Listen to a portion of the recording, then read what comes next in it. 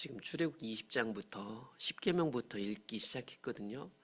그러니까 10계명을 보통 헌법이라고 볼 수 있을 것 같아요. 그 10계명이 함축적으로 하나님 명령을 담고 있다면 그 명령을 이 10계명을 받은 당시 이스라엘 백성들이 자신의 삶의 영역에서 실질적으로 어떻게 살아야 될지를 구체적으로도 하나님이 지금 법을 주신 것들을 읽고 있는 중이에요. 그래서 그 시대하고 다르니까요. 우리 시대는 읽다 보면 이해가 안 되는 걸 수도 있고 조금 이 부분은 좀 더 나갔는데 이렇게 생각하실 수 있는 부분들이 있을 수 있다고 생각해요. 그러니까 그 법 자체만 보지 마시고 그 법 이면에 숨어서 그 당시 백성들에게 하시는 하나님 목소리를 들으면 오늘 우리에게 어떤 법으로 적용될 수 있는지가 좀 보이지 않을까. 성령께서 그렇게 감동하실 거라고 생각이 드는데 오늘 22장을 읽으면서 저는 이렇게 제목을 지었어요. 제가 지은 제목이니까 여러분들이 지을 수도 있겠죠. 법 없이도 살 수 있을 것 같은 사람들. 예수님 믿는 사람들은 소위 세상 사람들 말했을 때, 저 사람은 법 없어도 살 사람이야.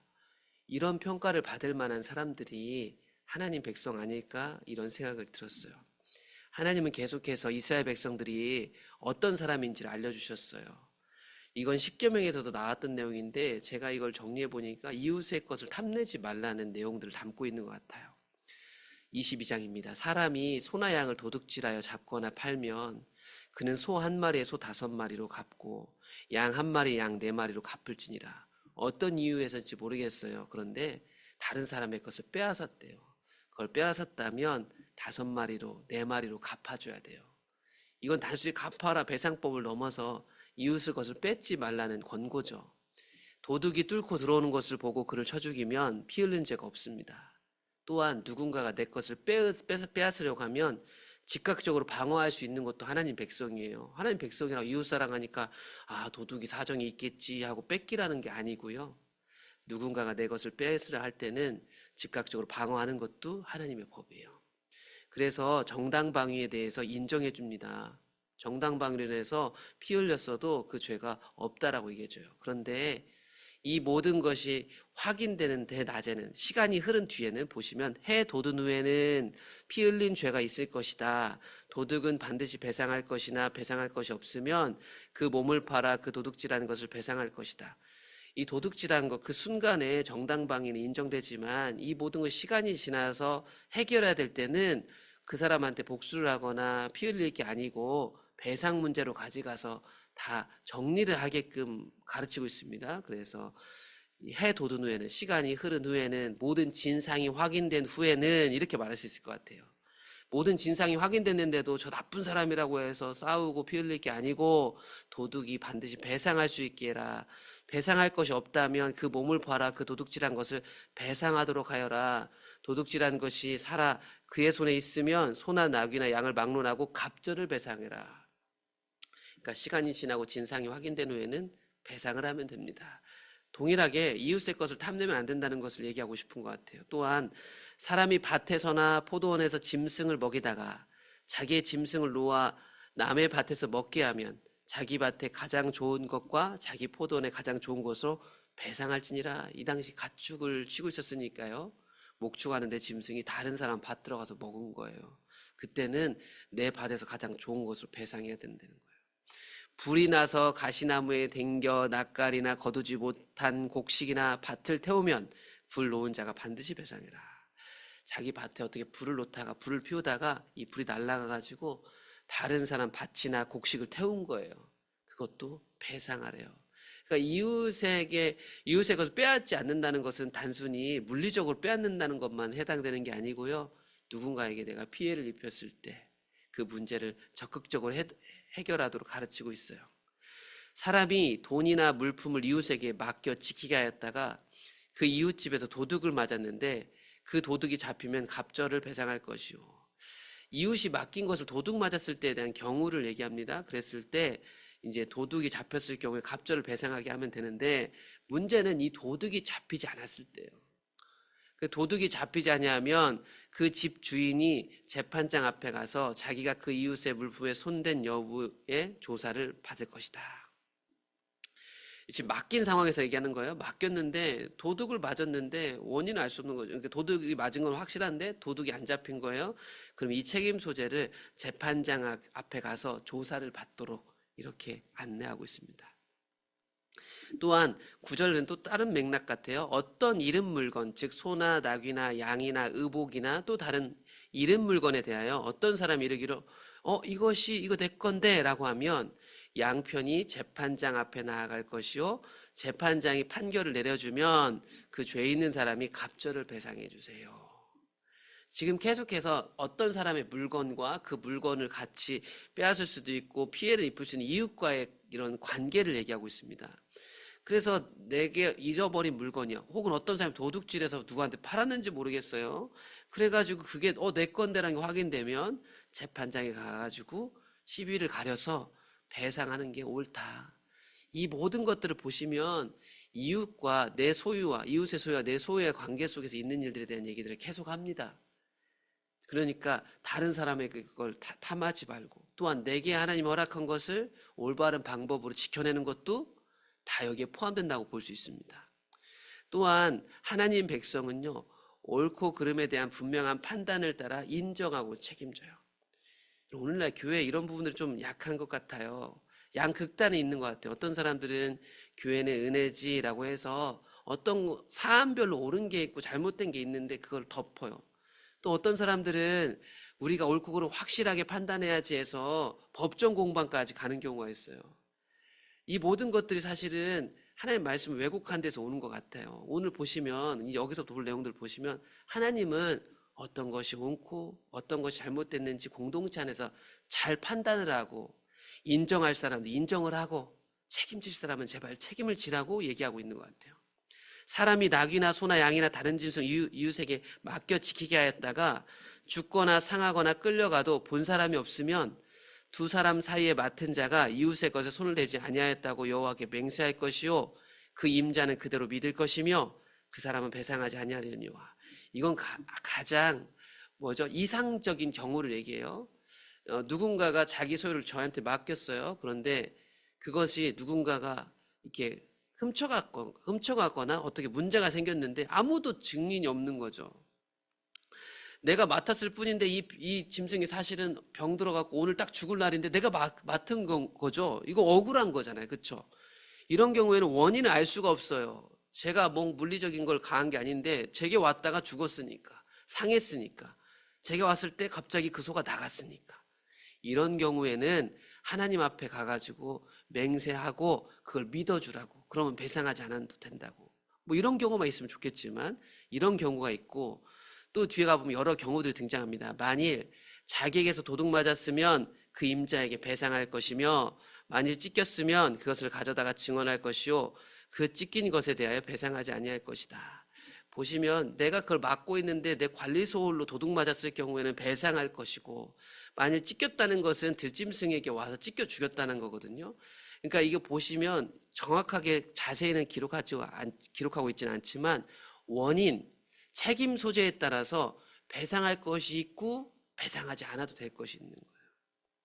이게 참 복잡한 거예요. 그렇죠? 그 상황에 깊이 들어가서 그 상황을 보고 왜 그런 일이 일어나는지 확인해 보세요. 그러면 누구한테 책임이 있는지 한번 고민해 보세요. 그래서 배상할 것이 있고 배상하지 않아도 되는 것이 있습니다. 이게 하나님 백성이 삶을 대하면서 시시비비를 가리는 원칙 같은 거예요.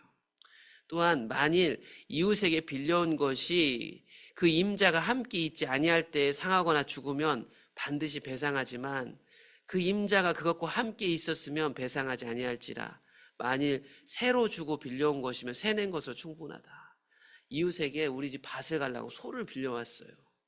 이웃이 함께 없을 때는 그 소에 대한 책임이 나에게 있어요. 그런데 그 소를 빌려온 주인이 옆에 같이 있었으면, 그 모든 상황을 봤으면 그것을 배상하지 않아도 된대요. 또한 내가 이거를 이만큼 쓰기로 하고 돈을 주고 빌려왔으면 그 새 낸 것으로 족하대요.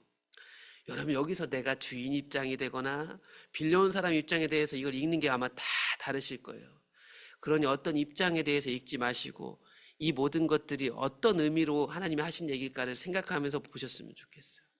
또한 어저께도 잠깐 다뤘지만 사람이 약혼하지 아니한 처녀를 꿰어 유혹해서 동침하였다면 그 동침한 사람에게 아내를 값을 치르는 그러니까 그 아내의 아버지한테 값을 치르고 아내로 삼아야 됩니다라고 얘기를 해요.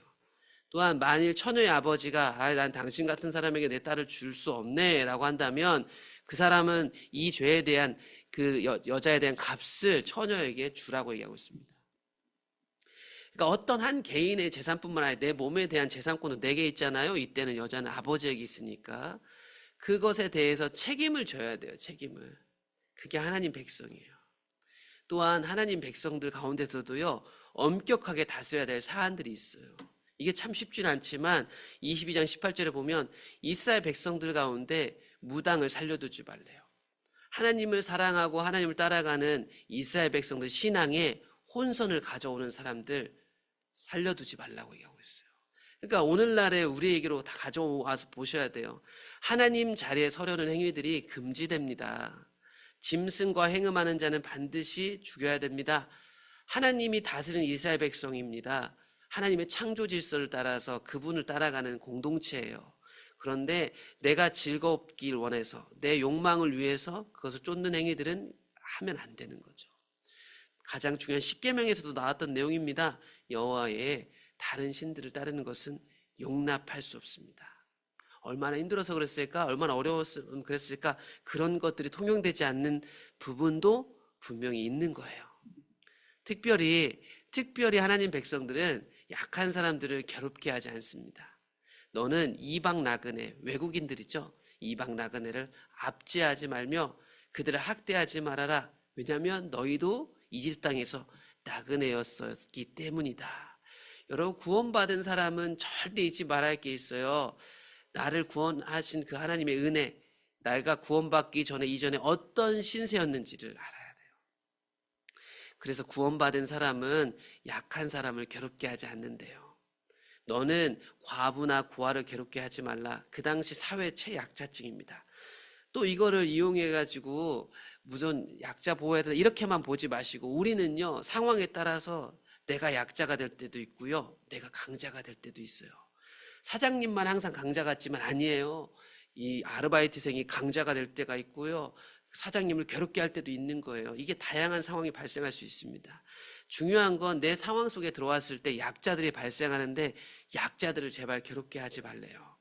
만일 그들이 그 고통으로 하나님께 부르짖으면, 아니 그걸로 고통스러워하면 하나님은 그 고통을 들어주신다.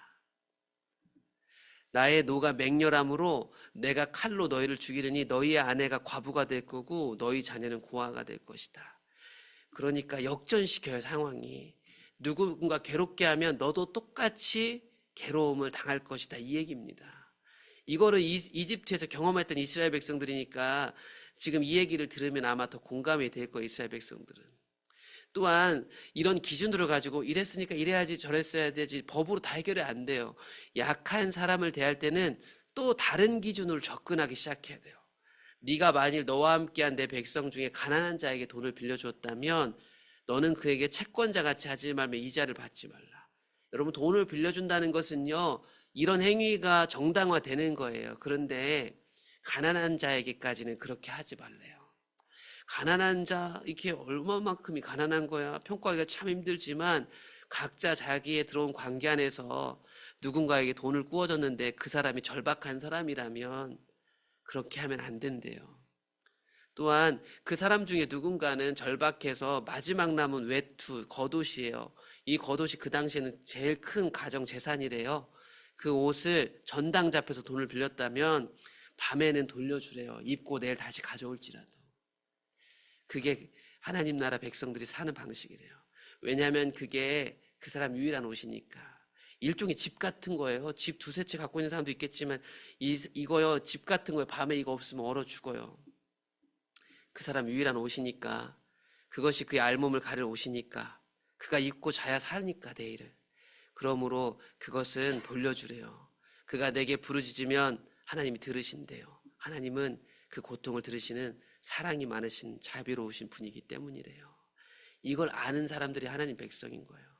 또한 우리가 살다 보면 우리의 권위가 생기고 질서가 있는데 그 권위와 질서는 대하는 태도가 하나님 백성은 달라요. 그러므로 하나님이 세운 재판장, 시시비를 가리는데 사람은 한계가 있겠지만 재판장을 모독하지 말래요. 여러분, 우리 뒤에 가보면 재판장은 재판장이 해야 될 몫이 하나님 또 따로 떨어집니다. 그러니까 재판장이 올래 말래 재판장이 해야 될 역할은 또 다 뒤에 또 법이 나와요. 다만 백성들은 하나님이 세운 재판장을 모독하지 말고 지도자를 저주하지 말래요. 이게 우리 위의 질서를 대하는 태도죠. 너는 내가 추수한 것, 내가 짜낸 즙 바치기를 더디하지 말고 내 처음 난 아들들을 하나님한테 내게 줄지며 소와 양도 그와 같이 하라. 7일 동안 어머니와 어미 짐승과 함께 있게 하지만 여드레 만에 내게 바치거라. 이스라엘의 지도자에게도 하셨는데 이 지도자 위에 누가 계시죠? 하나님이 계세요. 그 하나님이 나의 주인임을 인정하는 태도가 이런 거였죠. 일종의 오늘날로 바꿔 헌금일 수도 있고 내 재정을 하나님의 뜻을 위하여 흘려보내는 것도 될 수 있겠다고 생각이 듭니다. 너희는 내게 거룩한 사람이 되어라. 들에서 짐승에게 찢긴 동물의 고기를 먹지 말고 그것을 개에게 던질지니라. 이런 거룩하신 하나님 질서 아래에 있는 우리 또한 거룩함으로 아무거나 취할 수 없는 것입니다. 이게 오늘 여러 가지 내용이 진짜 많잖아요. 아직 이해가 안 되신 거 있으면 한번 집에 가서 또 개인적으로 읽어보시고 묵상해 보셨으면 좋겠어요. 여러 주석서들을 살펴보면 고고학적 지식까지 가져다가 막 다 설명을 해줘요. 그런데 그거는 우리가 거기까지 읽으려고 하는 건 아니니까 이 하나하나 법을 통해서 하나님 우리에게 원하시는 것을 오늘날로 옮겨와서 오늘 하루를 한 주를 살아보시면 좋겠어요. 그래서 저는 이번 주 이걸 22장 읽으면서는 하나님 백성은 법 없이도 살 수 있는 사람들이구나라고 저는 그게 보였어요. 세상은 이웃 혹은 약한 자의 것을 빼앗아서 내 안위를 도모하는 것이 어떻게 보면 정당화되는 곳이 세상이잖아요. 그래서 세상 사람들은 법을 만들어 최소한의 보호막을 설정해 주는 겁니다. 그런데 하나님이 주신 법은 보면 그것보다 더 적극적으로 들어가요. 그래서 하나님 백성은 나를 위해서조차도 이웃의 것을 탐하지 않도록 강력하게 말씀하고 있고요. 상황에 따라서 갑과 을의 위치는 변해요. 강자와 약자는. 그래서 옳고 그름, 책임, 배상에 대해서 깊이 고민해가지고 그걸 해결하려고 합니다. 무엇보다도 적극적으로 약한 자를 귀하게 여기려고 했어요.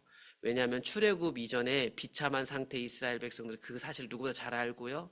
그 부르짖음을 듣고 하나님이 구원하셨으니 그 하나님은 동일하신 하나님이라 내가 또 파라오처럼 누군가를 괴롭게 한다면 나도 파라오처럼 될 수 있다는 것을 기억해야 돼요.